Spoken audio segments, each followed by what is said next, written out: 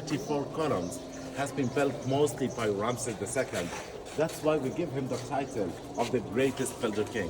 So it is the largest in the world. You can't see the same number like what we have.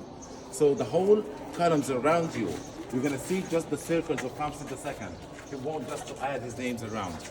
The ceiling still holds some color, even to the first columns here. So that's supposed to be roofed, and that's a special place for the priests.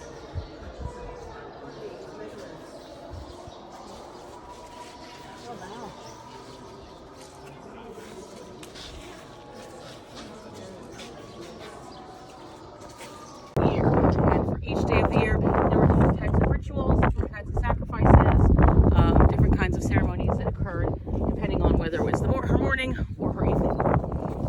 Now, this is Karnak, okay? We are in Karnak. Karnak is not a temple. Karnak is a complex of temples. 4 primary temples. The 2 most important, the temple of Amun, which is the one that everyone thinks of as Karnak Temple, right? But who was Amun's wife? Amun's wife was Mut, right? So this is really, really important in terms of understanding the nature of the spirituality of ancient Egypt. Mut was every bit as important as Amun, right? Her temple here was as large as Karnak in terms of the size and the space. It doesn't have the grand pylon grandeur that you'll see when you go to Karnak. Karnak is absolutely magnificent, the Amun part of the temple. This had a very different feeling to it. But remember, this was the feminine temple, right? Amun's temple is a masculine temple. It's monumental. It's masculine.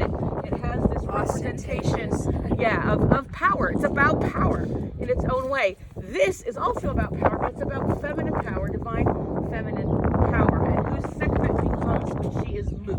Mut and Sekhmet are the same person in different aspects, right? So for example, if you are Denise going to a business meeting wearing a business suit, you are Denise. If you're Denise dancing on the beach in a sundress, you're Denise. But you're Denise expressing different energies, right? True. So that's kind of what we're looking at here, right? Sekhmet, standing Sekhmet, who you're going to meet later when we go across the back to the Temple of Amun.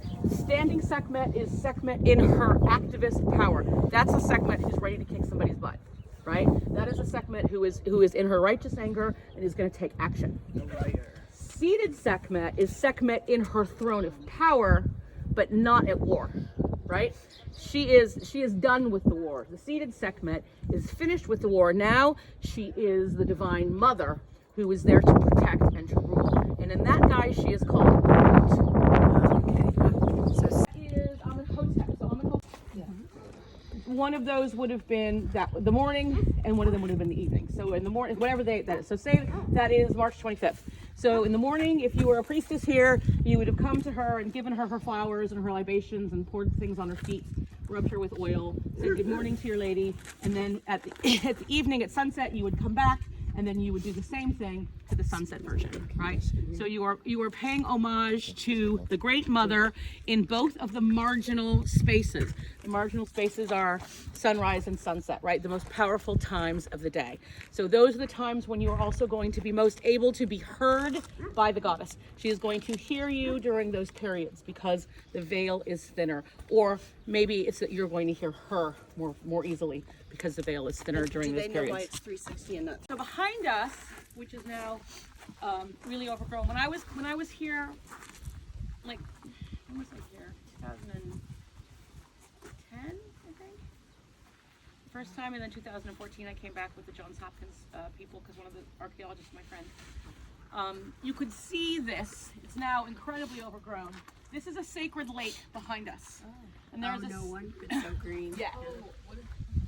And there is a sacred lake on the other side. So Amun has a sacred lake, which we're going to see in the afternoon, and Mut has a sacred lake. This sacred lake is shaped in the shape of a crescent moon.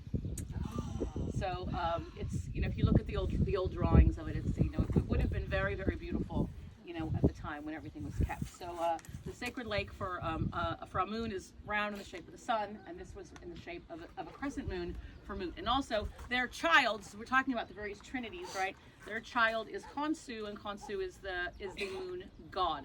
Unusual for a deity to be for a moon deity to be male. But this is one of the things that's so beautiful about the ancient Egyptian religions is that they really believed that gender was fluid in so many ways. So they didn't have this hang up that solar energy had to be male, and it was the understanding that we're all everything, right?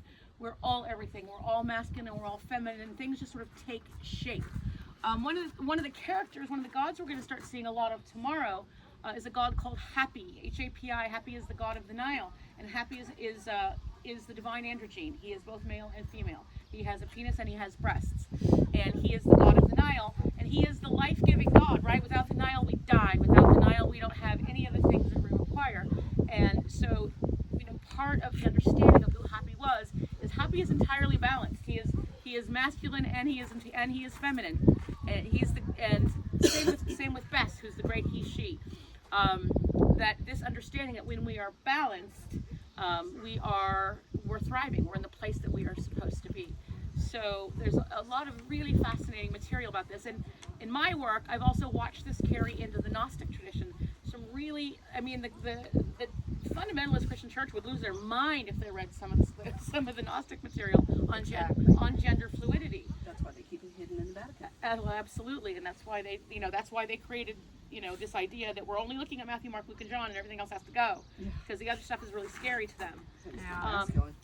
But it's another one of the important connections from ancient Egypt into early Christianity is this idea of gender fluidity, and how it shows up also in Christianity is the understanding that angels don't have gender, right? We think of Archangel Michael as a male. Michael means he who is like God, so he's a little more specific. But a lot of the angels are gender fluid; they don't have gender. Gabriel can be Gabriel, he can be Gabriel, right? And sometimes he's depicted Jophiel is sometimes is mostly female, but can also be male. So it goes back to this really, really, really ancient understanding of everything. Everything in Egypt is about balance, always, right? And so in a perfect world, when Amenhotep, who is, you could argue who is like the greatest of all the pharaohs. Amenhotep is certainly up there. Seti the first and Amenhotep are two of the truly great ones, the ones who are doing truly great things for their people, to build Egypt up to be a great civilization for all people, not just for the royalty, right? And Amenhotep the third, being married to this profoundly powerful woman, is someone that we see who is very much an understanding of the balance, right? Like she sat beside him on the throne in the same way that Nefertari later on sat beside. Co-regency. But yeah, it was really, she was very much a co-regent. She was the divine royal wife, right? The great royal wife. So one of the things that we see here later too is that this becomes a very special place for Hatshepsut. So you all know Hatshepsut, the great queen who actually declared herself a pharaoh. She did not want to be called a queen; she wanted to be called the pharaoh. And as a result, pissed off a lot of people who immediately tried to erase her legacy when she died, right? So she is the queen from whom it was stricken from the records. They went to all the obelisks and whatever and struck her name off of it, because back then the only thing you had to preserve your name was what was on the monuments, right? The monuments that you made to yourself ensured your legacy. So in a number of cases they changed her face, and then they made her Tutmosis, and or they just completely eradicated her name. But she's got a big temple in Valley of the Queen. Very, very big temple, very important. So that destroyed the statues and Yep. all the stuff around there. But Hatshepsut erected the enormous obelisk that we're going to see when we go across the street to the temple a little bit later, to Amun's temple. So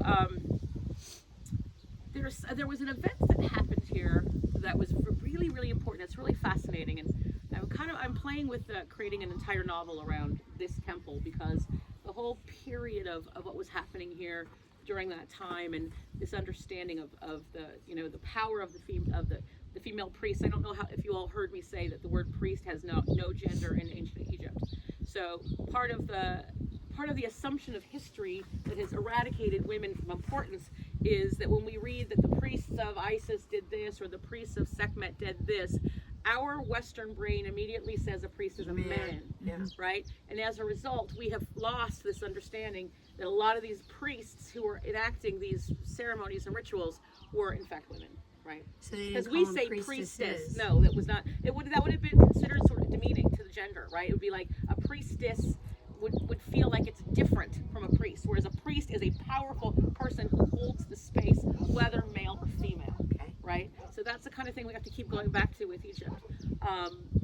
So we have this amazing space, this incredible temple. Sekhmet, Sekhem means power. When we go over there to see Our Lady, I'll teach you a really short chant to her. That's very beautiful. There's a Hakim Awiyan, the grandfather of our Muhammad and Hakim, the great Hakim Awiyan, who really revolutionized archaeology in so many ways by being both an indigenous wisdom keeper and also an educated archaeologist and Egyptologist, said that Sa Sekhem Sahu, which is the chant to Sekhmet, he said that when that chant is spoken, Set sits down. So yeah, that was what was used to tame her. that's what was used to keep Set, who the bad, the force warrior of queen. chaos. So Set, the force of chaos, who murders his brother, etc. It is speaking the words of power that come from Sekhmet that causes him to take a seat. So it's showing you that she has the power to keep the order where there has been chaos. But she herself is also chaos. So, and this is where we go back to the difference between Sekhmet and Mut. And this is one of the reasons I really wanted to do this today, is because I wanted those of you who are up for this to see the two sides of this incredibly, profoundly powerful goddess. Because you're going to meet the warlike Sekhmet on the other side, right? And the warlike Sekhmet is the eye of Ra. So what happens is, the way that we know Sekhmet is, remember I was telling you that Ra didn't want to share and he wanted to keep all of his 360 days to himself.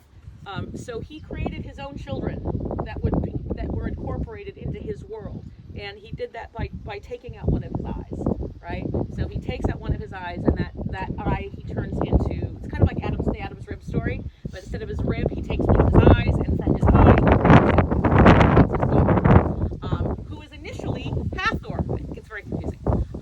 Very confusing. She is initially Hathor. She is Hathor when she is sweet and kind, and his lovely daughter, his little princess, until humankind gets out of control, and then he needs to go send her to straighten everybody out. So again, very similar to what's happening in the Bible with the flood and with Noah's Ark. We have Ra saying, hey, humankind, they're doing terrible things to each other. They're completely out of control. I need you to go straighten this out. And, so rather than flooding the earth, I'm going to send my daughter down there, and she's going to clean house. But she did too good of a job. She did a great job. So Hathor then transforms into this warrior queen lioness who is Sekhmet, and she goes out and she begins to basically devour anyone who is she's devouring the impure. She is the righteous anger. She is there to make sure that things are in order the way that they're supposed to be. So she is divine love in its harshest form. It's like, it's like, you know what? I love you, but you're destroying the world, so now I have to kill you because I have to love the people that are being affected by you more. And if you've ever had a bad child, you know Tough how that works. Tough love. But the legend has it that she gets so bloodthirsty, which I think is yet another version of a woman's myth being misunderstood and misinterpreted. I think it's that she just had so much work to do that she wasn't coming back. She wasn't coming back because she wasn't done. And she refused to come home. Very similar to the Tefnut story, right? Where when she takes the moisture away. Same story, basically, different generation. Ra then sends Thoth to go and get her and brings her back, and ultimately she calms down. And there's a great story about her drinking pomegranate beer, and that pomegranate beer is the only thing that would calm her down when she was in her rage. And that would make her sleepy. So in this space, the celebration of the return of the pacified Sekhmet was carried out here every year around the sacred lake. It was a huge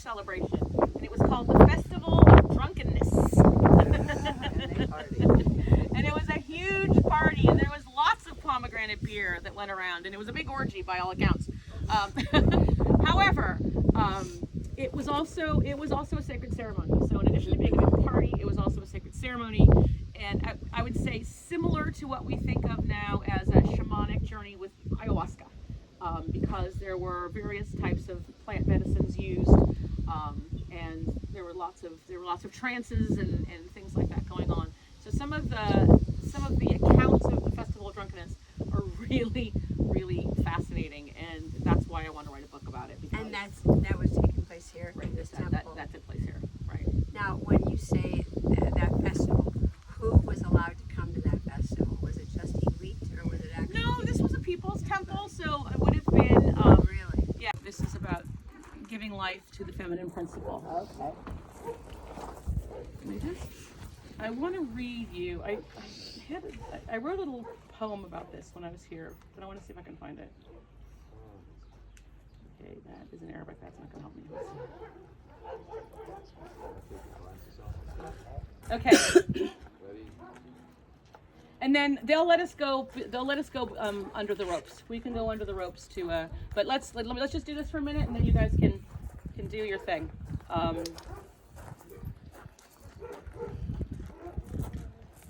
So, Sa Sekum Sahu is the chant that was used to honor Sekhmet.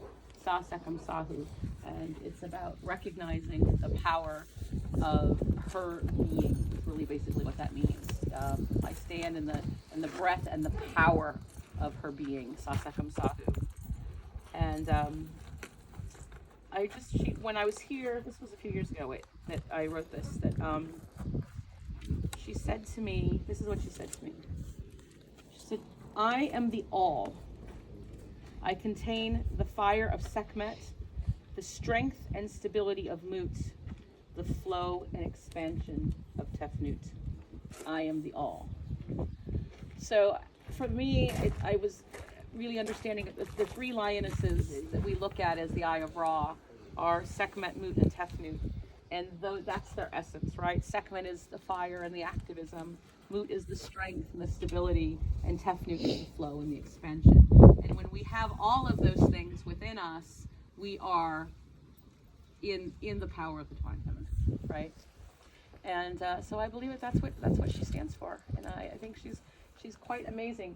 I would like to invite you all to just spend, maybe if we can all just kind of be quiet for a minute, and just spend a few minutes kind of thinking about just feeling her and feeling the energy. And when we go to the Sekhmet Chapel in Amun, we always say that Sekhmet has a message for you, that she has something to tell you, and she does. But she does here as well. So if there's an issue that you want some clarity from, that you would like to speak directly to the Divine Mother, this is a good time to just take a few minutes and just be in the space with her and see how it feels. Sa, S-A, Sekhem, S-E-K-H-E-M, Sahu, S-A-H-U. Standing in Egypt, it is the house of the god Amon-Ra. So usually the kings during the new era want to keep the relationship between them and the god Amon. So the oldest things inside Karnak date back to the Middle Kingdom. But usually Luxor was a religious capital. So even from the Old Kingdom we got some strata date back actually to the Old Kingdom. So the place itself was very holy. The main things we got by the Open Air Museum, the statues of Sekhmet just behind you, the chapel of Sanuserti is from the Middle Kingdom, and the Queen Hatshepsut chapel. We call them the white chapel and the red chapel because of the rocks. It gives you direct the view of the red or the white.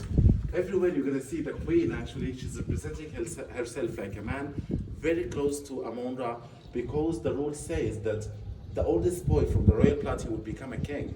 But she played the rules and she get the throne almost 30 years. So she mentioned actually that she was the daughter of the sun god. That's why she convinced the Egyptians actually to be or act like a pharaoh. So she usually mentioned that she was the daughter of the sun god. So everywhere you're gonna see a male figure, it's dated back actually to Hatshepsut with her fast speed, very close to the god Amon-Ra. What does this headdress mean? This is the red and white. The red, white They- crowns, They yeah. are the symbol of upper and lower.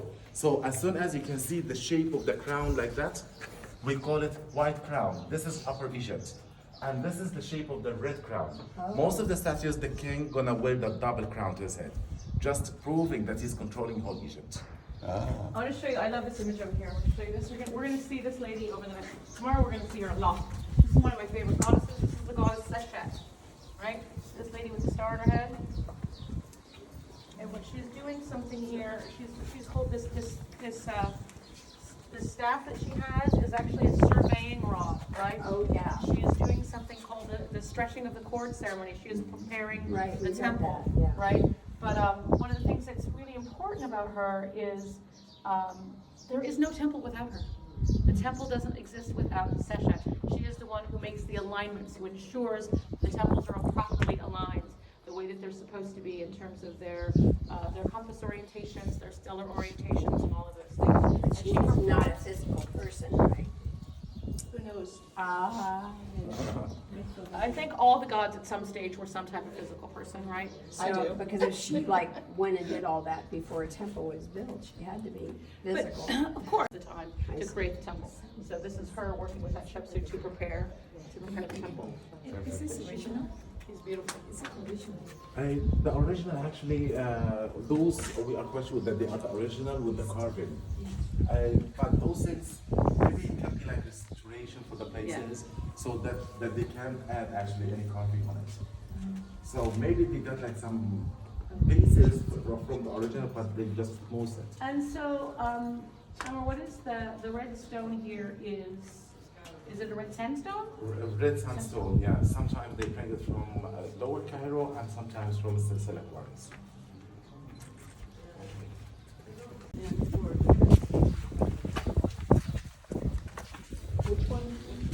There's right here on the side of the gutter. Used by other kings. So those things actually, they found it just like a fell to refill the pylon.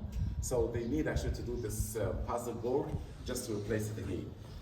It's supposed to be like the places of the boat. They're gonna put it on it. Yeah. And then you can see actually the red one with the cube flag and the two sticks. It's supposed to be done to the wall or to the ground. Yeah. We can see the boat actually of the god Amon-Ra. The boat, where is that? Yes, this is here to the left hand side. see. Sorry. And then you can see the schedule, actually it's like the numbers, but it is a schedule of the offering list. They caused so much havoc in Boston. So is there a difference between Amun-Ra and Amun-Ra? Are they different people? or They just are no pronunciation? coincidence, yeah, the different just ways to say. But he is the common name Amon-Ra. We were about to. Well, No, it's Brian's at home, I've heard Brian was just in the walking number 7 right now, I'm like, you know what? Not on my watch. You see the fine hieroglyphic letters with the whole details. It's perfect. So Senusret actually he had this shrine for Amon-Ra. And by the way, if you can see a human figure missing one arm, one leg with his male genital, it is a shape of Amon-Ra. This is Amon-Man. So Amon-Ra gonna be like Amon-Man when he's gonna mate his wife by Rasatan. So this is the shape of Amon-Ra too. And that's supposed to be the offering table. What But were look their at that offerings? piece of, look at that nice piece of granite. Feel underneath his line. It's so smooth. What were offerings? They do different kinds of things. As soon as I can see the whole table, I'm gonna just point it to you. They do offer like specific things from the cow, goose, bread, fruit, oil, everything they do. And the glyphs on the side and additions. And those kinds of carving actually will mess it by the new kingdom, because usually the kings they wanna do more of the temples. So it's not like those are by the middle kingdom actually and the old. So usually you're gonna see the falcon catching the circle. Okay. Yeah, it's supposed to be the names of the king on it. This is the Shen sign, the cartouches. What are these, this rocket? I mean, It's like the whip. Yeah.